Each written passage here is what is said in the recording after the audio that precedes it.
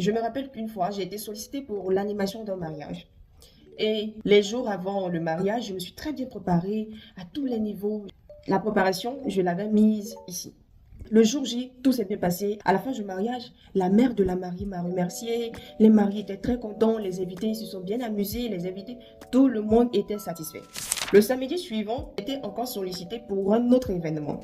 Et l'erreur que j'ai faite, c'est que je me suis dit, vu que j'ai l'habitude du public et des événements, il n'y a pas de souci. Allons-y. J'ai pris les informations concernant l'événement et puis j'ai préparé ma tenue, tout, je suis partie.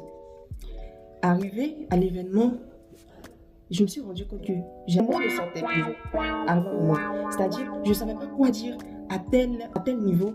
Je ne savais pas qu'est-ce qu'il fallait faire. C'est comme si j'avais tout oublié. En fait, à ce moment-là, c'est comme s'il y avait une déconnexion entre ma personne et mon cerveau. J'avais commencé à tout oublier, je titubais. Je me suis quand même en sortie. Mais à la fin de l'événement, je n'étais vraiment pas satisfaite de moi. Mais je vous assure que j'ai ressenti une grande tristesse.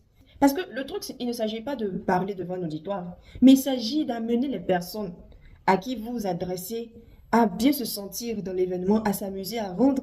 Vous devez vous arranger à rendre cet événement inoubliable pour les personnes présentes. Et ça, je l'ai fait peut-être à moins de 50%. Et j'ai compris que lorsqu'on s'adresse, peu importe le type de personne devant lequel vous allez vous adresser, peu importe les trophées que vous allez recevoir à chaque événement, une fois que vous êtes sollicité pour parler devant des personnes, ça nécessite une préparation. Il faut faire des vérifications, des répétitions si possible. À chaque fois, il faut faire un travail avant de se tenir devant des personnes.